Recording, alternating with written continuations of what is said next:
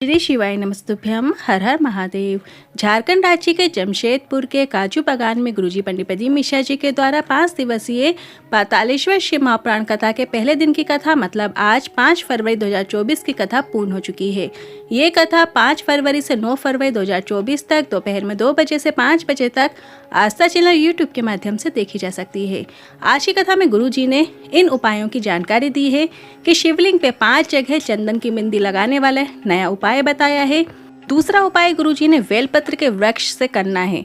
पातालेश्वर महादेव का नया उपाय है। दोनों उपाय की जानकारी आपको इसी वीडियो के माध्यम से प्राप्त होने वाली है।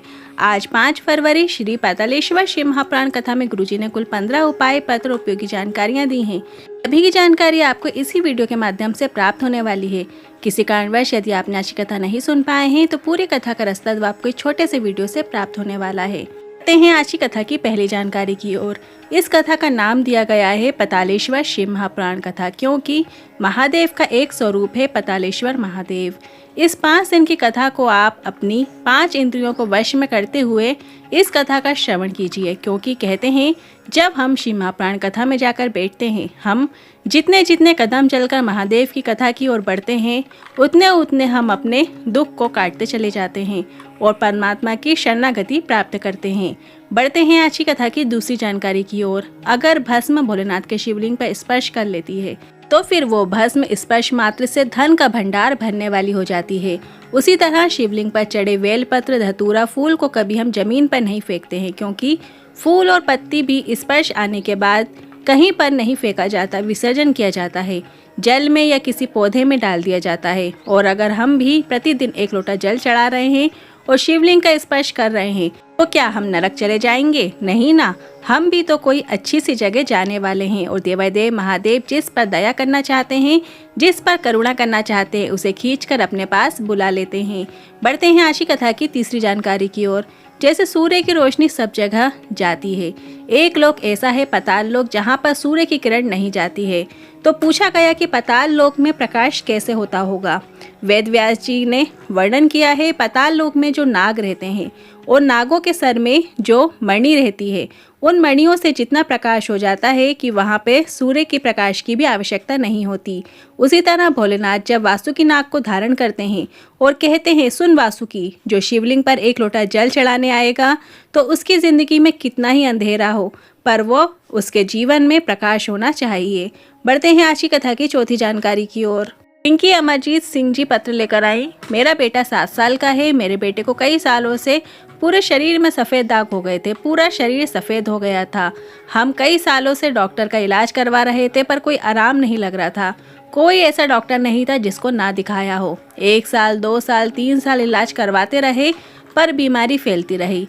तब हमारी माता श्री ने आपकी कथा टीवी में सुनी और उन्होंने बताया सीहोर वाला महाराज कहता है शंकर भगवान पर भस्म चढ़ाकर भस्म का प्रयोग करने को कहा है। और गाय जब बछड़े को दूध पिलाती है तो उस बछड़े के मुंह में जो फेन आ जाता है वो फेन प्राप्त करके बच्चे को समस्या में लगा। और हमने ऐसा ही किया और मेरा बेटा पूरी तरीके से ठीक हो गया है और उसकी चमड़ी जैसी पहले थी वैसी अब हो गई है। उसी का आभार व्यक्त करने कथा पंडाल में आए हैं। बढ़ते हैं आज की कथा की 5वीं जानकारी की ओर। ज्योति कुमारी जी पत्र लेकर आईं। हमने बच्चे की आस छोड़ दी थी, कई डॉक्टर से इलाज करवाया पर संतान का सुख नहीं था। इतना मेरे रिश्तेदार के कहने पर मैंने जीवन में पहली बार शिव मंदिर में पांव रखा और जल चढ़ाना शुरू किया, क्योंकि हमें समय नहीं मिलता था। पशुपतिनाथ व्रत किया और बाबा से निवेदन किया, संतान सुख नहीं है। इंतजार करते करते कई साल निकल दिए पर बाबा का क्या गुणगान करूं। शिव शिव है। एक व्रत किया तब मेरा गर्भ नहीं ठहरा, मन टूट गया कि संतान नहीं हुई। और फिर दूसरी बार मैंने फिर पशुपतिनाथ व्रत किया तो शिव जी पर जल और बेलपत्र चढ़ाकर जल और बेलपत्र पाना शुरू किया और बाबा की कृपा से मेरे घर में संतान की प्राप्ति हो गई है। उसी का आभार व्यक्त करने कथा पंडाल में आई हूँ। बढ़ते हैं आज की कथा की 6वीं जानकारी की ओर। कई लोगों के मन में भाव उत्पन्न होता है कि घर में जो शिवलिंग है उसमें वासुकी नाग या सर्प लगाना जरूरी होता है। कई लोग कहते हैं हम पीतल का नाग लगा लें या चांदी का नाग लगा लें। तो आप समझिए शिवलिंग में शंकर विराजमान है, समाहित है, तो उस शिवलिंग में सर्प भी है, रुद्राक्ष भी है, गंगा का तत्व भी है। जो जो भोलेनाथ धारण किए होते हैं सब कुछ उसी शिवलिंग में विद्यमान होता है। आपको अलग से कुछ रखने की आवश्यकता नहीं है। अगर है पहले से तो कोई दिक्कत नहीं। बढ़ते हैं आज की कथा की 7वीं जानकारी की ओर। अभी तक गुरुजी ने कुछ विशेष भक्ति लाइन बताई थी, जैसे सारी समस्या का हल एक लोटा जल, क्या किसको रोइए चादर तान के सोइए, बोल बम का नारा है, बाबा एक सहारा है। और आज गुरुजी ने एक और नई लाइन की जानकारी देते हुए कहा है, शिव जी पर चढ़ा जल हमारा बदलेगा कल। ध्यान रखिए, शिव जी पर जो जल चढ़ाता है उसका आने वाला कल जरूर बदलता है। बढ़ते हैं आज की कथा की 8वीं जानकारी की ओर। विनीता जी जमशेदपुर से पत्र लेकर आई। मेरा लड़का जो 1.5 साल का है, 8 महीने तक ये ना हाथ हिलाता ना पाँव हिलाता। डॉक्टर को दिखाया तो डॉक्टर ने इसे जेनेटिक बीमारी बता दी और इसका कोई इलाज नहीं है ऐसा कह दिया। बच्चा केवल एक जगह पर बैठा रहता, ना उसे भूख का पता चलता ना प्यास का पता चलता। मेरे परिवार वाले में से किसी ने सीहोर का रुद्राक्ष लेकर आए और रुद्राक्ष वाला जल शिवलिंग पर चढ़ाकर 2 बूंद प्राप्त करके बच्चे के मुख में डाल देते, शरीर में थोड़ा सा जल लगा देते और पशुपतिनाथ व्रत करना शुरू किया। और आज मेरा बेटा खड़ा भी होता है, खिड़की पकड़ के चलता भी है। उसी का आभार व्यक्त करने कथा पंडाल में आई हूँ। बढ़ते हैं आज की कथा की 9वीं जानकारी की ओर।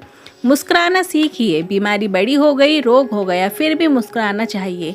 एक लोटा जल भी चढ़ाने जाओ तो मुस्कुराते हुए जाइए। महादेव भी देखेंगे कि इतनी तकलीफ में है फिर भी मुस्कुरा रहा है और मैं इसके जीवन में सारी तकलीफ को मिटा देता हूँ। बढ़ते हैं आज की कथा की 10वीं जानकारी की ओर। सुषमा कुमारी जी पत्र लेकर आई। मेरे चेस्ट में 10 mm की गठान हो गई थी। पति ने सभी डॉक्टर का इलाज करवाया और डॉक्टर के अनुसार गठान का ऑपरेशन होगा और जांच के लिए मुंबई भी जाएगी।